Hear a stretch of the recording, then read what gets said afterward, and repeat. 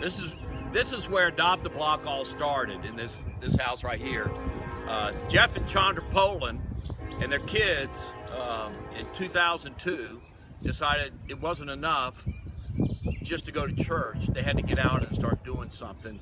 And so they decided to help their neighbor that lived next door, an elderly woman. So Jeff and Chandra and the kids would go over every Saturday morning and volunteer to mow her lawn, take care of her garden, to clean her house, and did that for a while. And at that point, they got some other kids from the church, some of the youth involved and some of the adults involved, and it kind of grew to the next level. From the house we were just at, some of the youth, some of the adults joined up with Jeff and Chandra, and they began to work this street here in Terrell. This is Lawrence Street. What they did every Saturday morning, they would go knock on the doors, tell people they were there from Adopt a Block.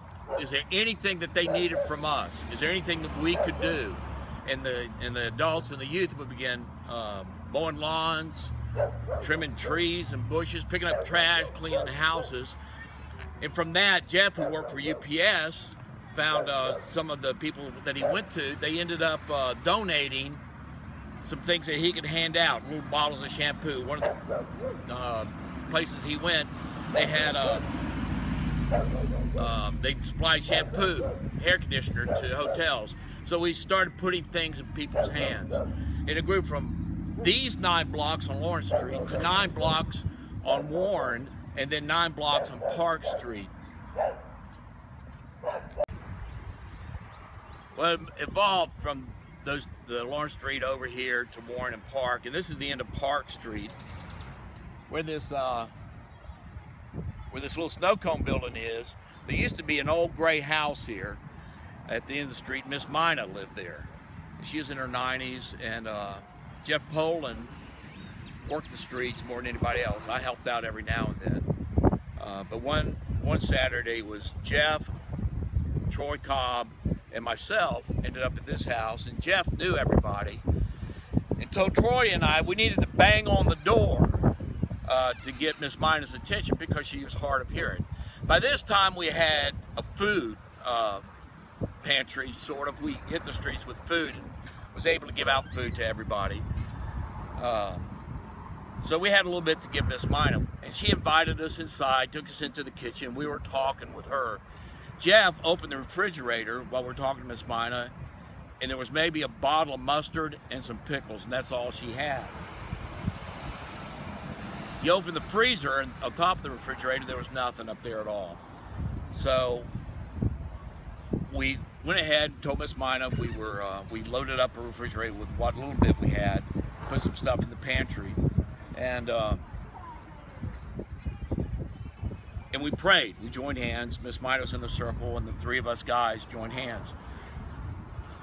And after we got through, Jeff asked Miss Mina, says, "Miss Mina, can you cook for yourself? Are you able to use the stove?" She said, "Yes." And he said, "Well, I'm going to bring you back some more food," because we had some meat in the freezer and some other things in the cooler. So he came back later with a bunch of stuff, filled up her freezer, filled up her refrigerator with more food than we had been able to give out to other people.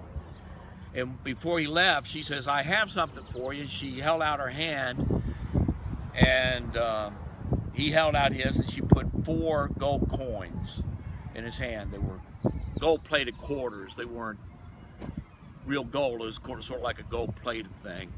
And he said, "Miss Mina, we don't take money for food. We don't want anything." And she says, "No, I want you to have this." He says, I'm not much longer. I'm going to be here. I'm going to pass away. I don't have any family left, and there's not going to be anyone here to remember me.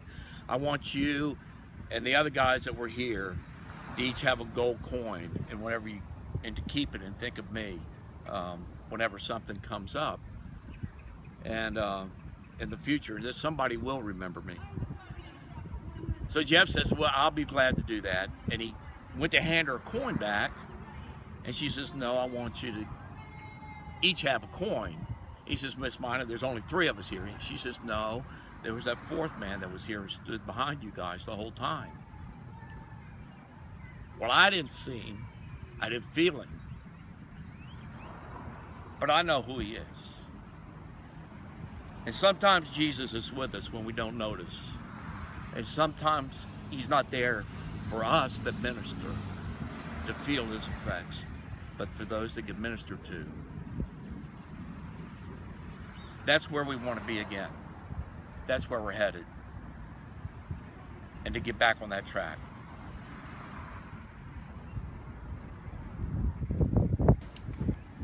Well, here's what's going on today with Adopt a Block. This is one of the days we're handing out food. You can see what's going on. Right now, in today's world, we're able to give groceries to about 1,750 people a month. And a budget of $42,000 a year, that comes to about $3,500 a month that we're spending in order to distribute groceries to people. And what that comes to, at 1.2 million pounds of food was distributed to 2014.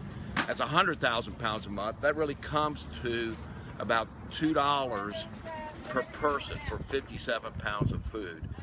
Adopt a Block has come a long way, but we have further to go. And what you're going to hear about coming up are some things that we're going to do tomorrow, meaning the next several months, in order to keep growing and ministering to people. Stop it.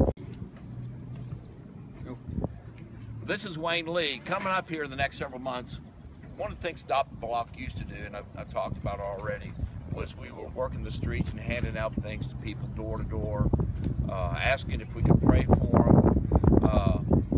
We kind of lost that, and we're going to start it up again. Wayne, you're going to start it up again, right? That's right. We're going to be trying to start it up the third Saturday in this month, and we're hoping that we have a big turnout.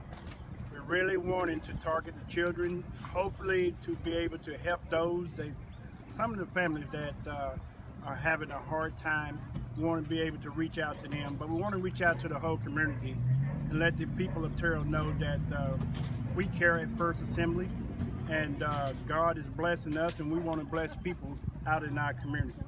And Wayne brought up the whole thing about we care, and that's going to be our slogan is we care. I care, and Wayne cares. That's right. We all care about our city. We care about the people in the city. We care about the spiritual condition of the city, of the people in the city.